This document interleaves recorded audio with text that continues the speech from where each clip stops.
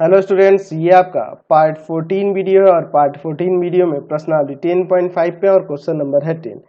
यदि किसी त्रिभुज की दो भुजाओं को व्यास मानकर वृत्त खींचे जाएं तो सिद्ध कीजिए कि इन वृत्तों का प्रतिच्छेद बिंदु तीसरी भुजा पर स्थित है। चलिए हम लोग क्या करते हैं, सबसे पहले एक त्रिभुज खींच लेते हैं। इस त्रिभुज का हम लोग यहाँ पर नाम दे देते हैं। क्या नाम दे देंगे? A B C. A B सी।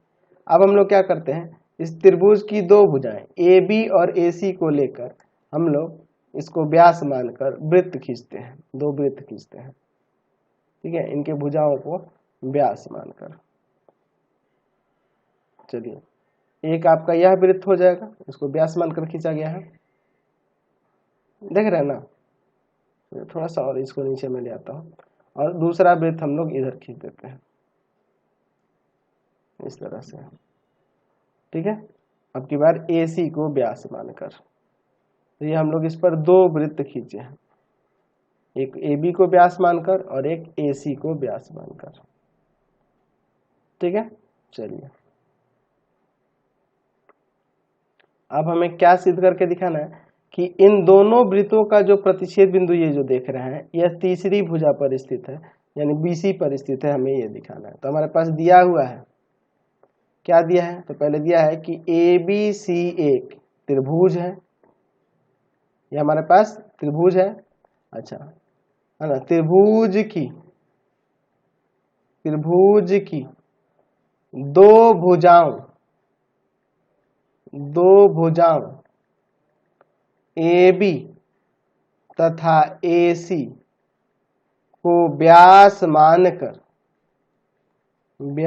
मानकर दो वृत्त खींचे गए हैं, दो वृत्त यहाँ पर खींचे गए हैं।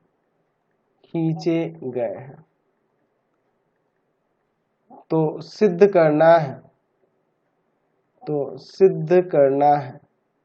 क्या सिद्ध करना है कि वृत्तों का प्रतिच्छेद बिंदु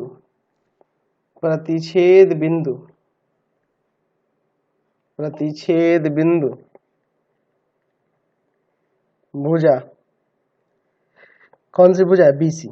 बीसी पर स्थित है। या अगर मैं इस बिंदु को ई मान लूं, हमें दिखाना होगा, हम लोग ऐसे भी लिख सकते हैं, ई डी कुछ भी मान सकते हैं, डी भी मान सकते हैं, कोई दिक्कत नहीं है। या हमें ऐसे दिखाना होगा कि ई भुजा बीसी पर स्थित है। ठीक है, ई जो है भुजा, ये दोनों वृत्तों का परिच्छेद बिंदु हम ई ले लिए, तो यह दिखाना है कि हमें ई बीसी पर स्थित है। ठीक है, चलिए तो हम लोग यहाँ पे लिख देंगे कि इसी में मैं लिख दूंगा, दिया है मैं कि ई दोनों वृत्तों का प्रतिच्छेद बिंदु है।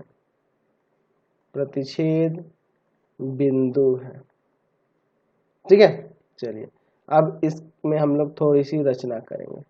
रचना में क्या करेंगे? रचना में हम लोग एक काम करते हैं, यहाँ ए से ई को मिला देते हैं। तो इसे मैं यहाँ पर डॉटेड कर दूंगा।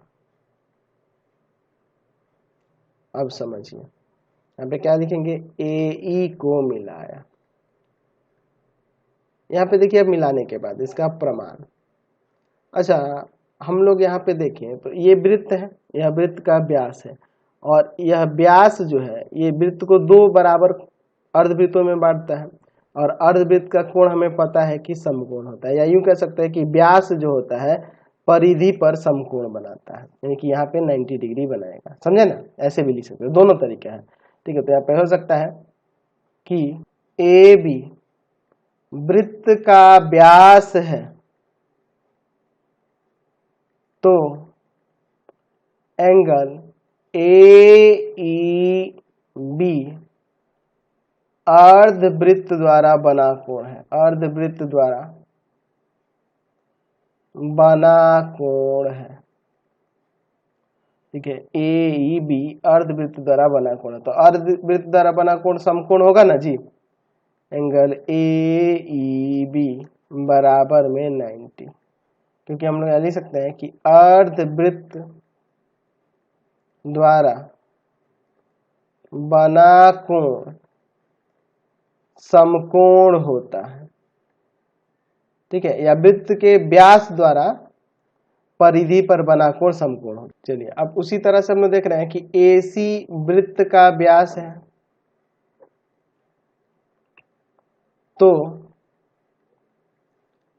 एंगल AEC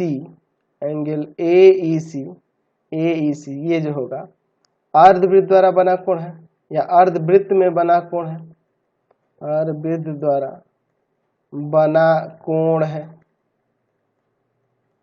ठीक है, हम लोग यहाँ पे लिख सकते हैं कि एंगल AEC बराबर में 90 डिग्री, क्योंकि हम लोग जानते हैं कि अर्धवृत्त में या अर्धवृत्त द्वारा बना कोण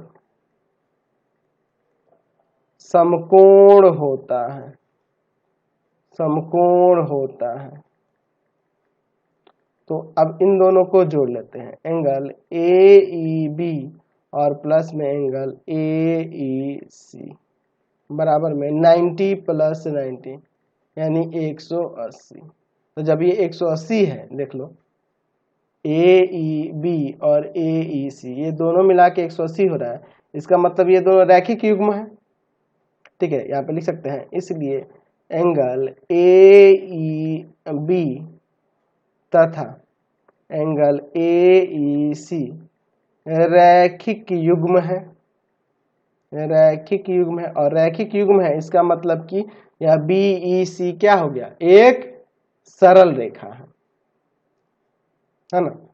BEC एक रेखा है ना, एक रेखा है। इसका मतलब यही ना हुआ, अतः कह सकते हैं यहाँ पे कि E भुजा BC पर स्थित है, E जो है भुजा BC पर स्थित है, हम लोग ऐसा कह सकते हैं। समझ गए। चलिए अगला